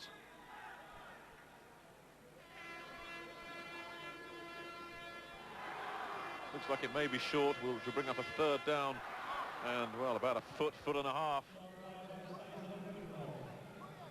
And, you know, we thought Matt Blunden had done this for Scotland in that win over Frankfurt, because he made the really big play, probably the biggest play we've seen all year. Yeah. To win that game in the last seconds, and you felt the team was going to go on a roll, but it just didn't convert in the rest of the season. It just didn't happen again. And that was Blunden's greatest moment way back in week 3. That amazing pass down to the 1-yard line that set up the win. Third and short. Stacey gets it. Great burst of speed over the 35. First down Scotland, and they are rolling. Nothing fancy there, just straight ahead blocking by the left side of the line. Stacey put his head down and went through, knees high, tough to tackle, first down. Andre Hewitt, Hisham Ismail running behind the left side of that line. Well, these Claymores come into White Hart Lane next week. And on the evidence of what we've seen here, I wonder if Terry Carge is good enough for a start. First down. They fake to Stacey. Carge goes upstairs looking for DeGraff and Reed, and it's broken up. That was an important defensive play from Jack Kellogg. And nice play. You see why he's a top-rated cornerback, because DeGraff and Reed had him beat, but he recovered in time to get back on the ball, went at full stretch and deflected it away. Didn't go for the interception, knew he had to just break it up. Right, you see Carge, he's looking for DeGraff and Reed all the way. It's not a badly thrown ball, but Kellogg just gets there, a little bit behind DeGraff and Reed. But what a dramatic third quarter this has been. All Scotland. Carge fires, just thrown before Darryl Mitchell was ready for it. And that one was behind Mitchell too. That was a dangerous pass because Kellogg had interception written all over it. 49 seconds remaining third quarter, and a big third down coming up now for the Claymores. They've been third and short and 4th and short, but this is 3rd and 10. And you think, given the position that they're in, they may even decide to go for it on 4th down here. Huh? No. De Graffenried goes wide left, 5 defensive backs in for the Scottish Claymores. Lee Harris is wide right, Mitchell in the slot. Carge with protection needs to get rid of it, and it's picked off. Down at the 30, Cecil Doggett. And Carge waited on that one, which was a good thing to do. But when you're a receiver, you've got to keep moving on that. Because Mitchell was standing still, he waited and saw Mitchell, but all Doggett did was stay off of Mitchell. And you'll see Carge now, he's going to get a little bit of pressure, but he reacts okay, just steps and waits. And Doggett was just staying off Mitchell, and because Mitchell's standing still, he can step in front and take the interception. You'll see the ground level now. Mitchell was there, but it's a dangerous pass to throw because you don't see that defender who's just lying in wait. And a big sigh of relief on the Galaxy sidelines. Pressure comes, and out he goes, and it's a 1st down, and a heads-up play once again from Brad Bretz. Brad Brett says, okay, you think Terry Carge can scramble? Well, I can scramble too. And Bretz comes back to the huddle limping. And they won't like to see this because the 3rd quarterback, Brian Forte, hasn't done a whole lot this year. Let's take a look now and see if we can see where the leg may have suffered. He's looking, picks his way through. Somebody grabs it there. He gets a stumble. He doesn't even feel it at that point. Bretz takes it for the 1st down. 1st down, Young comes again. Bretz goes over the middle. Brian Jones batted it away. Bobby Olive was the man they were looking for. That's 2 for Brian Jones now. Twice he could have had the ball in his hands. One of them's going to stick one day. That's right. And Nate Bolton got up very slowly again.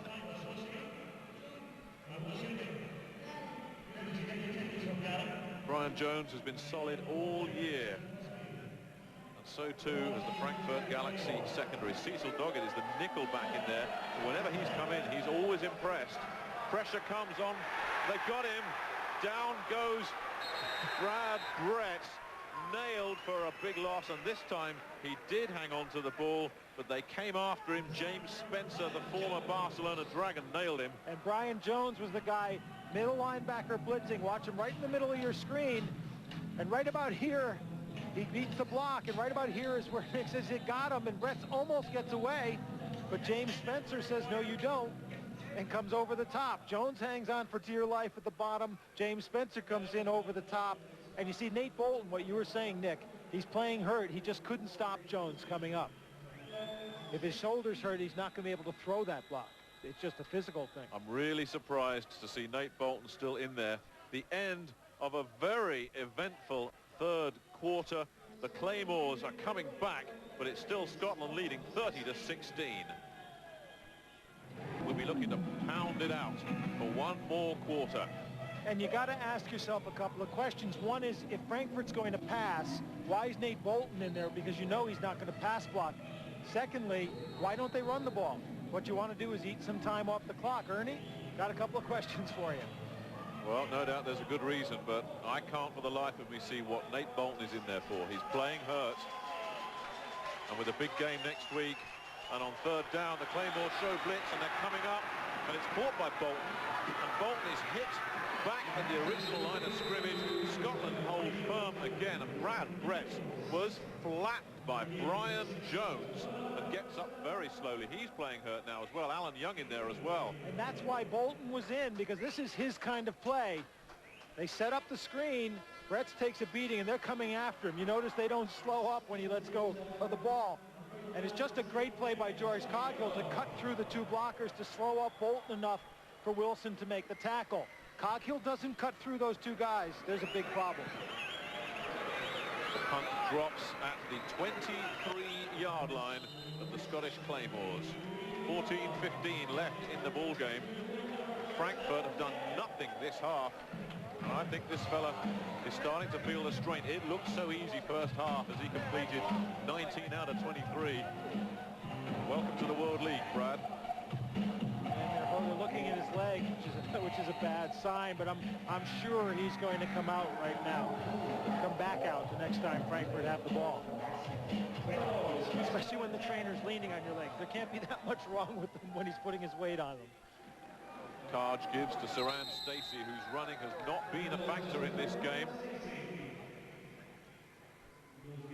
Frank Messmer, number 99, the German national, coming in and stopping Stacey. Messmer, who was playing Division 3 German League football with the Constance 89ers, just impressed Stortner and his coaching staff and just seems to get better and better.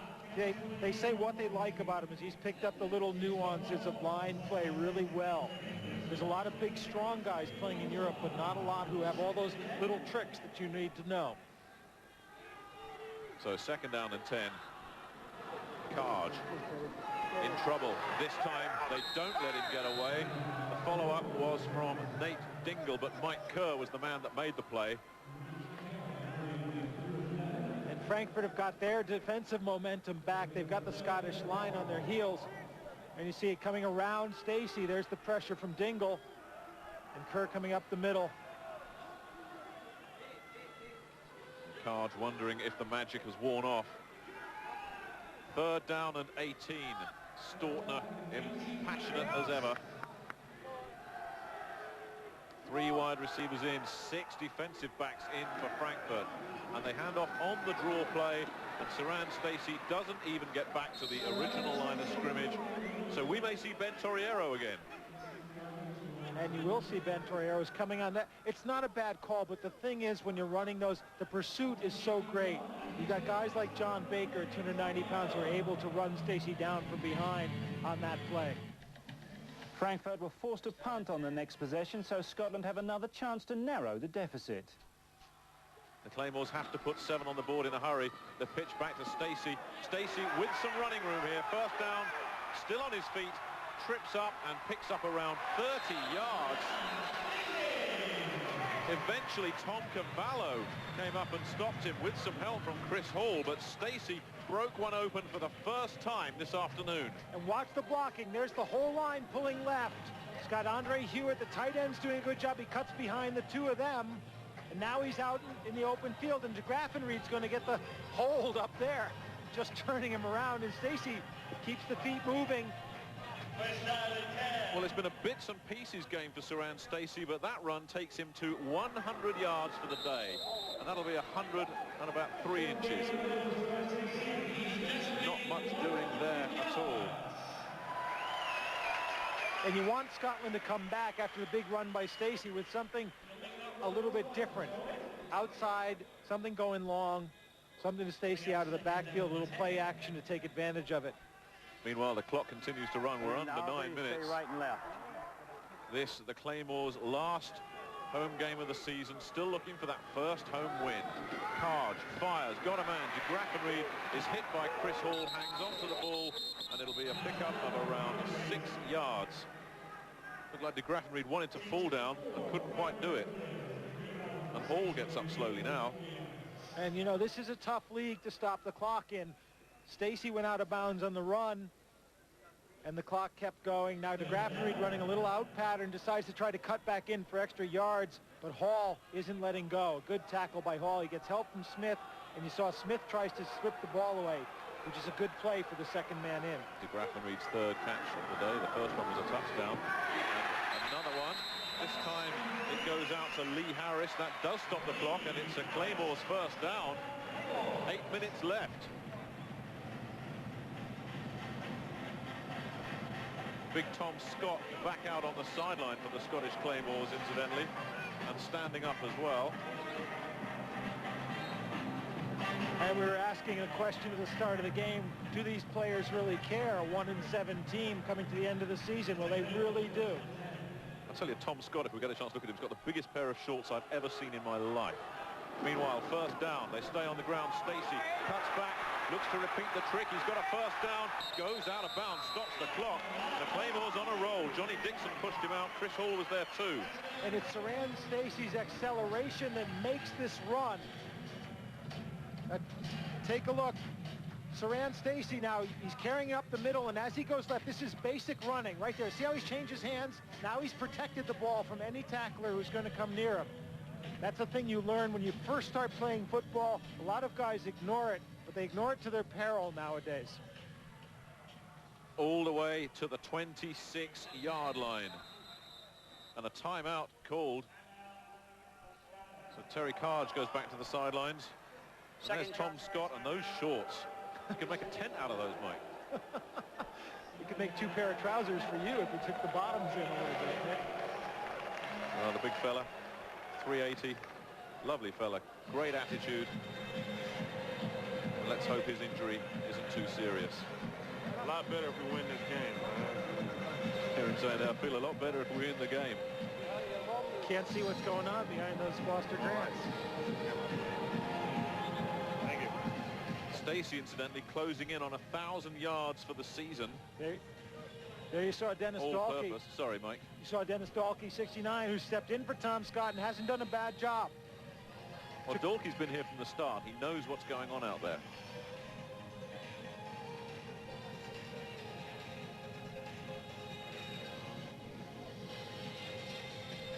So Saran Stacey, who does it all for the Claymores, looking to become the first player this season to reach 1,000 all-purpose yards. Another 46 will do it. Stacey tries to pick his hole, gets past the first guy, gets out of bounds, stops the clock, short of first down yardage.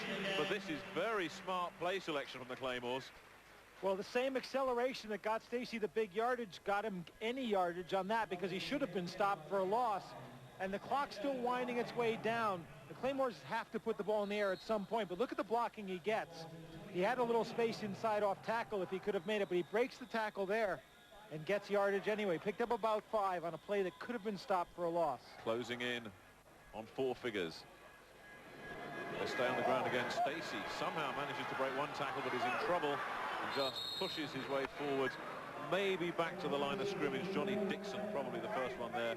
Don Reynolds there too, but the Galaxy read that one all the way. And that 2nd and 5 is when is the time you have to get off Stacey. He's run 4 plays in a row.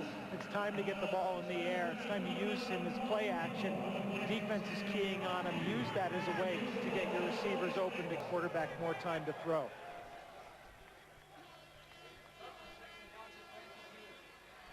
So that brings up a big play here for the Claymores. 3rd down and 6.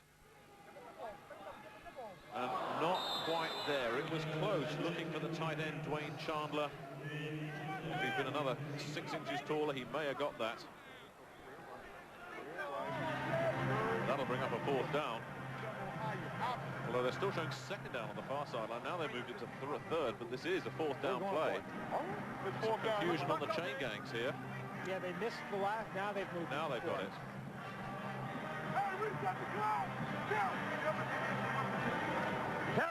Tell the official. The Claymores have to go for the 1st down. A field goal not much good at this stage of the game.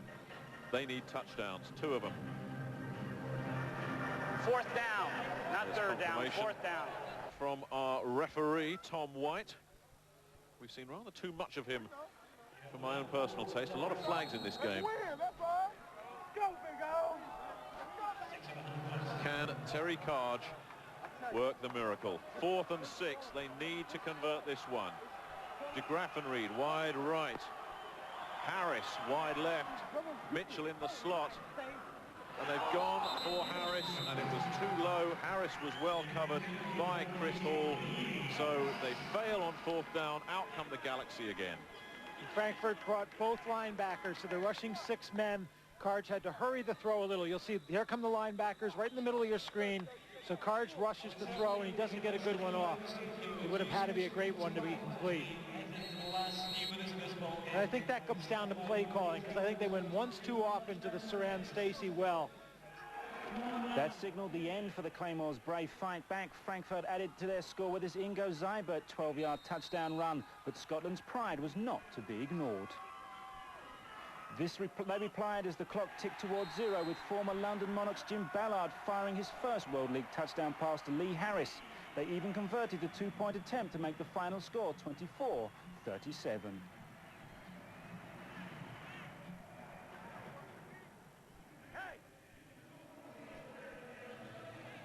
Was there a point in that 3rd quarter when you thought, yeah, we can win this? Yeah, I felt when we, Marcus returned the punt back for about 40 yards, got us good field position there. I thought that we had a shot, you know. of giving a run for the game, and we ended up getting a field goal, I think, out of that drive. And at that point, I felt we were in contention to still maybe pull it off. But in the end, they were a little better than us today.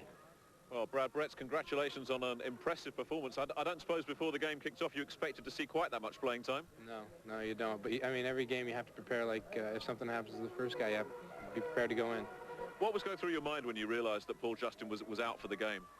I just, when Paul went out, I just thought to myself, don't try to force anything, and try to make good plays, make things happen, but don't force it. And if it's not there, throw it away. If it's not there, throw it to the back. You know, just don't make any dumb mistakes. Which you certainly didn't. I mean, it was a very impressive first half. In the second half, Scotland really showed great fighting qualities, didn't they? Yeah, second half, they came after me a lot more. Their defense blitzed a lot more. They came after me, and I mean, it rattled me a little bit, but at the same time, I knew that our team could come back and hold on to the lead that we had, and especially with our defense. We have a great defense. Well, Jim Kreiner, you may have lost the game, but you must be very proud of the performance your team put up today. Well, especially the second half. You know, in the first half, we kind of let our emotions get to us and let the game get away from us a little bit. And when you start doing that, you know, not concentrating on your assignments, then you know, things work against you. And they got a couple of scores in there that, you know, we helped them with. But we talked it over at halftime, and the guys showed me what they were made of, the way they came back in the second half and really fought and battled. And I was very, very proud of their second half effort. What did you say at halftime? Because they were a completely different team. Well, all I did was talk to them about what we're doing wrong and what we got to do, and we got to quit acting like, you know, we got to quit worrying about things that we can't control. I guess that's the easiest way to say it. And basically outlined what those were and the officiating and you know, some of those kind of things, and tried to get the guys to make a decision to come out and play football or stay in the locker room. They made the decision to come out and play football, and we did.